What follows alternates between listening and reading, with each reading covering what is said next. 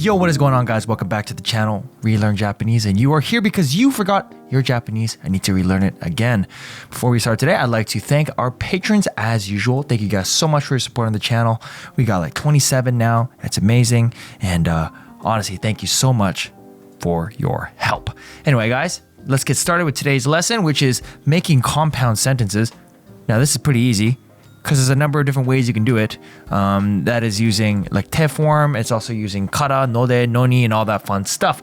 So the first one is de. So if you have a noun or an adjective type of noun, you can be like, oh, sushi o suki de tabemasu. I like sushi and I eat it, right? So if you also want to use it for another word, like, let's see, ano hito wa isha de erai hito desu. Like, so that person is a doctor and he is revered amongst the community. So if you have a noun, you can just use de, and it's pretty much the short form version of desu. So if you say desu, instead of saying isha desu and then making a whole new sentence, you literally just cut the desu in half and it just becomes de, and that's how you go with the next one. De is also another way if you say it by itself, like going de. Like if you just say that by itself to start a new sentence, it's like saying so. So you can string together sentences just using de on its own, and it has multiple functions that way. The next thing is kute. So if you have an e type adjective like oishi, you can say oishikute. Oishikute tabemasu, like, or oishikute umai, like it's delicious and very, very delicious, right? You can say stuff like that. Pay attention to this te right here, because it's going to be very important coming up. So te is the way to connect sentences together, and de is a substitute for da, which we just talked about, as de is like a short form of desu. The next one is if you use the te form to connect a sequence of events in that order, or you can just say two things, right? So for example, you can say tabete kimashita, right? Or itte kimashita, like I just came back from eating. Or I just came from there. Oh, itte kimashita yo. Look, I just came from there. I went and I left. So it does sound like one word when you say itte kimashita, but it's actually two. It's actually two verbs together, which means I came and I went, and now I'm back from whatever I was doing. Or another one is oishikute karai, like it's spicy and delicious. It's delicious and spicy. The order doesn't really matter. It honestly doesn't really matter, but it's pretty easy. Te form connects two things together. The next thing is te form conjugations. So we have taberu, tabete. We have iku, itte, shita, shite, asobu, asonde, nomu, nonda. So the top two here, taberu and iku, if you remember our lesson before we did about strong verbs and not strong do verbs and u verbs, the u verbs have the small tsu, which we talked about briefly in the lesson way back when. And taberu is the eru verb, and that one doesn't have it, right? As you can see by the kanji there, you can see that the kanji gets to keep its place, and then the ku becomes the te. So fun little thing there. Shita, it becomes shite. That's a pretty special exception, but it happens a lot. And it doesn't have to be the verb suru. Any kind of verb that ends with shite or masu or korosu or kowasu will end up as kowashite or kowashita, something like that. Sorry, shita was supposed to be suru. Sorry, this is supposed to be suru, not shita. Asobu, that's something you just gotta remember. Asonde, nomu is nonda, which is pretty good. I mean, nonde, sorry, nonde. Man, there's so many errors on here. Jesus. Anyway, this should be nonde, not nonda. So nonde. But besides that point, you should already know how to do those things. We have the 6 kind of conjugations you could do. So if you have a negative and you have tabenai, tabenai becomes tabenakute, right? It becomes tabenakute, which does kind of seem familiar when you think about e-type adjectives. So you have oishi, oishikute, oishikute, tabenai, tabenakute, oishi, oishikute. You see, it's the exact same pattern, right? It's the exact same pattern. So since it has an e at the end of this stem, I suppose, it takes on the rules of that family. So oishi, even though it's an adjective, is still going to have the same rule as tabenai because of the e itself. And that also applies to the, what was it called? Volitional, like when you want to do something. So tabetai tabetai. So tabetai turns to tabenakute nani nani o tabemashita, right? So I wanted to eat something and did something. And then you can just connect whatever you want at the end of these, depending on the context of the thing, right? So yeah, so it's also pretty cool about if you were to look at these words and say like, oh, I want to add another verb on there. But usually in actual conversation, you could just end off a sentence with this and imply that there's more to the sentence. There's more to what you want to say. So if you want to say, それを食べたくて, like, I wanted to eat it, so, and usually in Japanese, the partner who you're talking to will complete that sentence for you. Like, so that's now got this. You don't usually have to. It becomes sort of a crutch thing. That's kind of the weird thing about Japanese. You really don't have to finish any of your sentences half the time. So if you just imply this te form, it implies that you have more to say. So even if you don't finish the sentence, you could just leave it off with this. So, それを食べなくて。なるほどね. Or like, すごい美味しくて. And then you can just keep going and they can finish the sentence, or you can finish a sentence you want. But it does imply that you have something more to say. So here's an example. パーティーに行ってお酒を飲んだ. I went to a party and drank. So it's a simple sequence of events. I went and I drank. Easy. Next, 時間がありましてゲームをしました. So あります. あります. Even though the stem of that verb is aru, right? You would still conjugate it as depending whatever the last syllable is. So if you were to convert aru would turn to atte. So 時間があってゲームをしました, right? But if you change it to あります, even though it's the same verb, now that you have changed the ending of it, it now holds different rules. So now it becomes 時間がありましてゲームをしました. That's pretty easy, right? So none of these rules are hard and fast, right? It's all about being flexible and really knowing how the end of the sentence affects Japanese, not only as a sentence as a whole, but even in some of its conjugations and microeconomics. Yeah, anyway. Next. So now we're going to learn about because. So because is pretty easy. There's a few ways to say it. First one is kata, not to be confused with kata as like Canada から来ました. Like I came from Canada or from something. 何々から何々まで. Not to be confused with that. It is not exactly the same thing. It means kara. So like, 何々から、美味しいから、美味しいからだ. Like you wouldn't say da. You wouldn't really say it, or you just ended off with 美味しいから. But instead of saying da, you say 美味しいからです, right?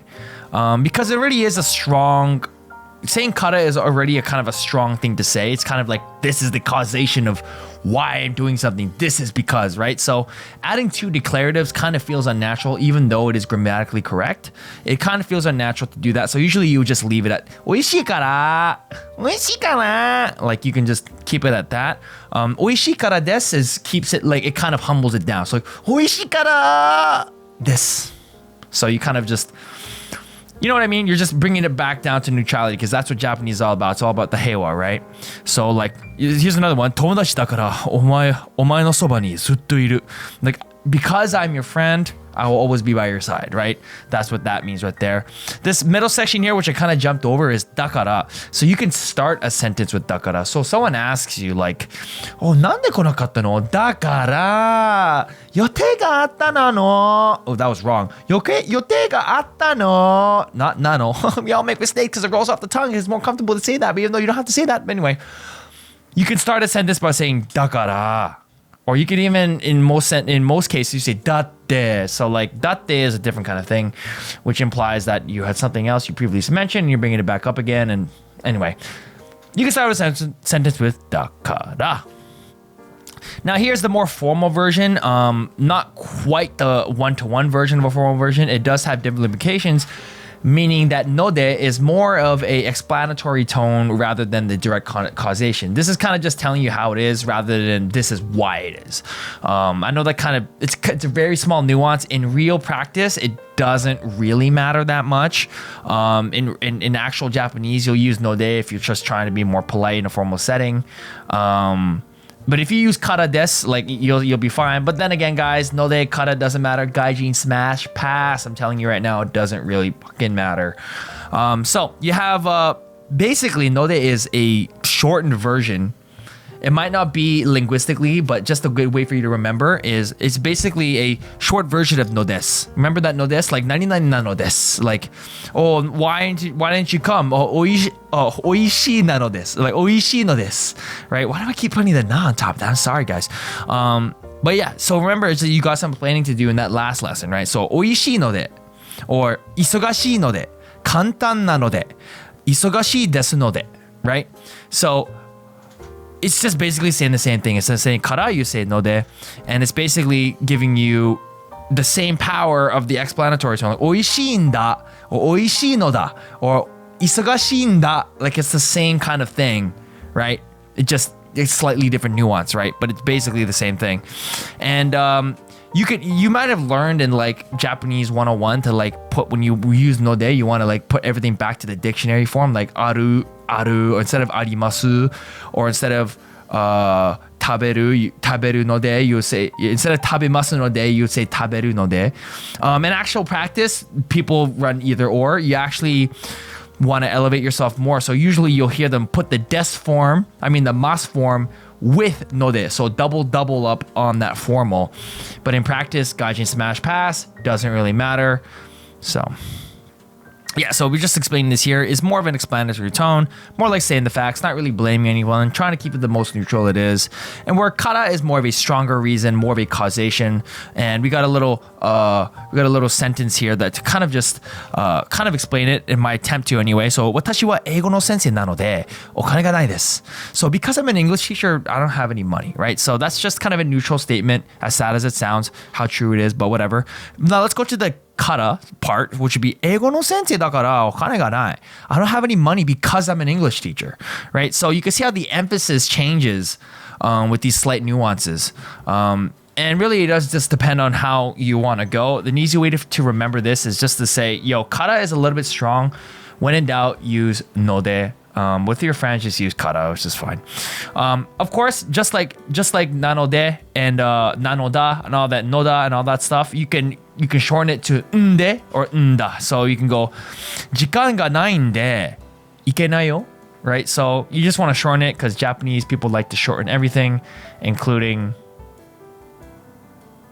Okay, so last one here, or second last one, is noni. So noni means despite or even though. Very simple. You should know this one. It's super easy. This usually has a negative connotation. Not a negative, but like not happy. It's usually like a fuck, like god damn it kind of thing. So like, for example, 行きたかったのにチケットは手に入れなかった. So even though I really wanted to go, I couldn't get a ticket, right? So you're showing this frustration. That's usually what it is. Like, oh, いいのによかったのに, or like 行けばよかったのに, even though it would have been good that you went, it would have been good if you went anyway. You're showing some kind of disdain, or something bad happened, or not bad, but just showing disdain, like full, like that's kind of what noni implies. So this one is a neutral statement. So 学生なのに勉強しないよね. Despite being a student, they don't even study. That student doesn't study.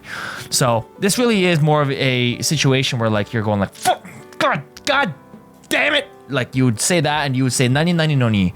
So like 行きたかったのに, or you would be like, just like I said before, oh, 食べればよかったのに. It would have been good if you ate it anyway because you wasted your food, right? So that's where noni comes in. Easy.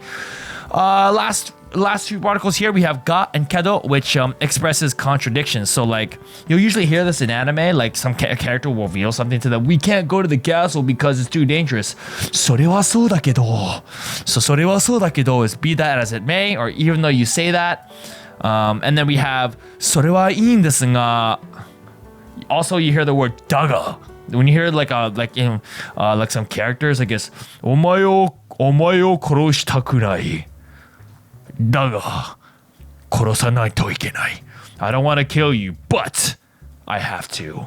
So, usually used in formal language or kind of an emphasis on it. Honestly, I feel like ga is used more in writing and used more to emphasize a point because of how ingrained it is in writing. So saying it in speech when you're not in a formal situation gives it more emphasis than kedo. Kedo you wouldn't use in writing. But ga is used for writing and used for formal situations, of course. And using it in a casual situation is like trying to use a big fancy word in English, where it's like, oh, I'm going to say something fancy, like ergo or some shit like that. It's kind of like saying that in English. Yeah, it just gives more emphasis because of how rare it is in actual colloquial conversation. So this last one here is super easy. Barely an inconvenience. So this one is she, using for expressing multiple reasons, similar to ya, just stating more than one reason for whatever you have to doing. So なんで来なかったの? Like, why didn't you come? On my face. We go, ごめん、私は忙しいし、時間がないし, right? So that's basically how you say it. And usually you might not catch it in actual conversation because people will say like, oh, 忙しいし、時間ないし. Instead of saying 時間ないし, they'll be like, それはちょっと時間ないし. Like they'll just put that sound and that will literally become she. So be on the lookout for that if you're listening for a real conversation. Yeah. You might have also learned this one too, to also put it into the root form. You don't have to. You also hear a lot. It's desu shi, arimasu shi. You'll hear that a lot as well. Again, gaijin smash pash doesn't really matter in real Japan. And the fun part about it is, like, you don't have to actually say the multiple reasons. Even though it's a grammar point that wants you to use multiple reasons, you don't have to use it at all. It's just, you can just go like, 忙しいし. And then, again, the partner who you're talking to will fill in the gaps for you, which is really, really cool about Japanese. But it's also really annoying because it becomes a crutch and makes you lazy and you don't want to finish any of your sentences. So, like I just said here, dashi, narushi, instead of saying that, you can say desu shi and nemasu shi. So, anyway, guys, next week we're going to be going over even more TED form and more ways to create sentences and stuff like that. But until then, thank you guys so much for watching. And I just realized this video is 16 minutes, 17 minutes long. Wow. Even though I wanted it to be short, but you know what? I wanted to explain things in a fun and cool way. But anyway, guys, the holidays are coming up. Thanks so much for your support this year. And goddamn, I love you.